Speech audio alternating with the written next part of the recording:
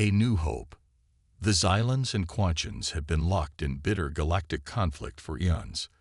Their war raged across star systems, scaring planets and consuming unimaginable resources. Both civilizations had advanced technology, allowing them to traverse wormholes and manipulate energy on stellar scales. Yet despite their godlike powers, neither could best the other. The war had long ago settled into a painful stalemate. First contact with Earth came as an afterthought to the warring empires. Human radio signals, traveling at light speed, had only recently grown strong enough to reach the nearest Xylon listening post. Compared to the ancients battling for galactic supremacy, humans registered as a primitive pre-FTL species, too underdeveloped to factor into cosmic politics. However, one entrepreneurial Xylon captain saw opportunity where others saw insignificance.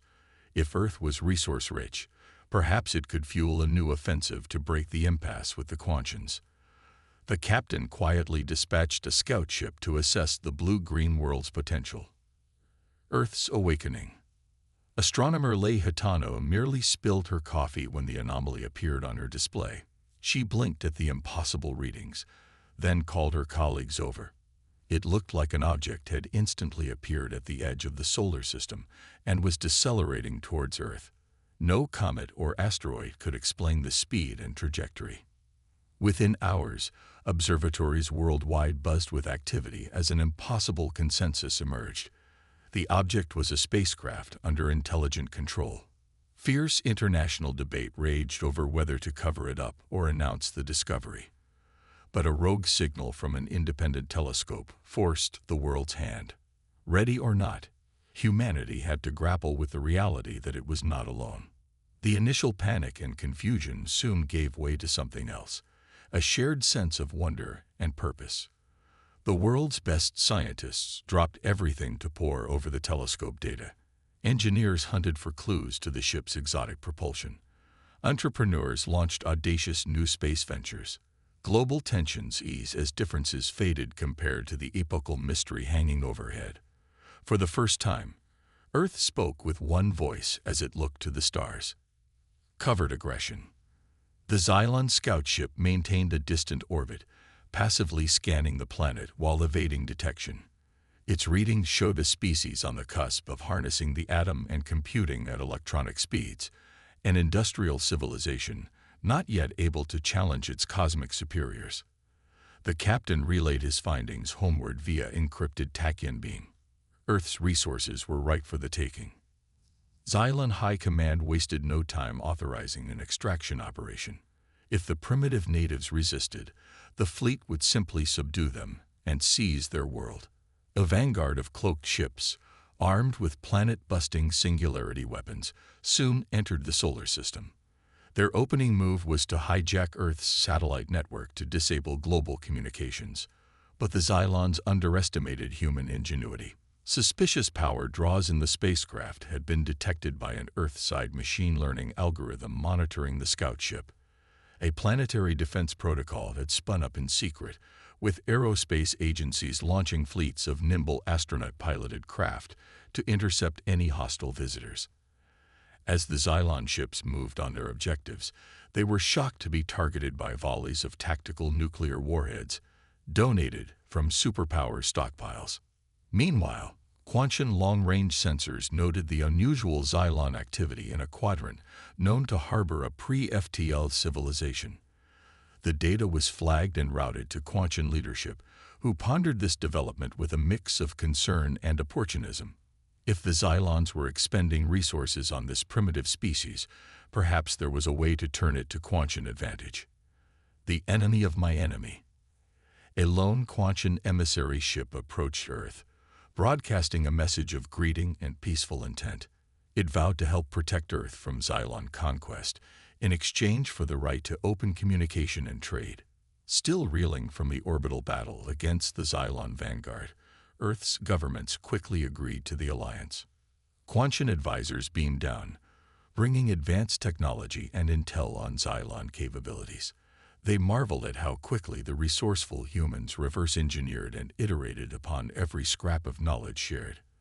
The speed at which Earth integrated quantum shielding, fabrication methods, and tactics into its own arsenal was beyond anything seen from a pre-FTL species. Human innovation also helped close key gaps in the tech the quantians provided. Novel materials, efficient new manufacturing techniques, and creative target analysis methods sprung from the collaboration. Trust between both species grew as they worked together to fortify Earth against the inevitable Xylon reprisal. Turning the tide, the Xylons returned with a vast armada, only to be stunned by the resistance that awaited them. Earth hung in space like a jeweled fortress, shimmering with the light of quantum-enhanced defense screens powered by human-improved fusion cores. Instead of legions of primitives with combustion engines, the Xylons faced an integrated human quantum fleet bristling with ingenuity. The battle was fierce and losses were heavy on both sides. But at a crucial moment, a human strike team managed to board a Xylon command ship. Fighting their way to the bridge, they jury-rigged the unfamiliar controls and sent the craft careening into the main Xylon supply convoy. The daring attack severed the Xylon fleet's logistical train at a pivotal juncture. Capitalizing on the chaos, the allied Earth quantum forces drove the invaders back. For the first time in millennia, the Xylons were forced to retreat and give ground. As reports of their shocking defeat at Earth's hands reached Xylon space, unrest stirred in the long-subjugated colonies. Whispers spread that the Empire's aura of invincibility had been broken by the Terrans. A new balance. The Xylons withdrew to their borders to reassess, giving the Earth Quantum Alliance a respite and a chance to regroup. As the two species seconded personnel to each other's worlds to bolster cooperation, cultural exchanges began to build bridges across the vast gulf between civilizations. On the Quantian side, a faction that had long grown war-weary saw in humanity a way to break the cycle of destructive stalemate. Humans' aptitude for diplomacy and mediation was as impressive as their technological creativity. Quantian leadership began to wonder if the Terrans could help broker a lasting peace with their Xylon nemesis. When the Quantians extended the offer, Earth's leaders were initially wary. War and betrayal were all the Xylons had shown them. But Earth's ambassadors, now seasoned in interstellar affairs, saw the strategic value of being an interlocutor between the superpowers. Accepting the role offered Earth a seat at the galactic table and a chance to safeguard its own future.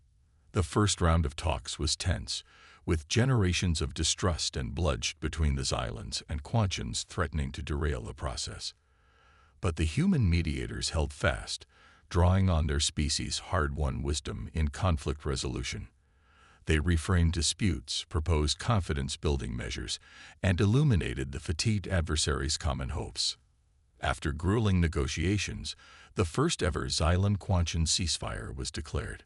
While mistrust still ran deep, both sides saw the wisdom of further human-brokered engagements to settle territorial and trade issues. A fragile peace had taken hold, with an underdeveloped species from the galactic backwater playing the improbable role of peacemaker. As tri-species working groups began shaping new accords, Earth found its own place in the power structure. It would never rival the sheer might of the ancient empires, but it had earned an outsized voice in their affairs.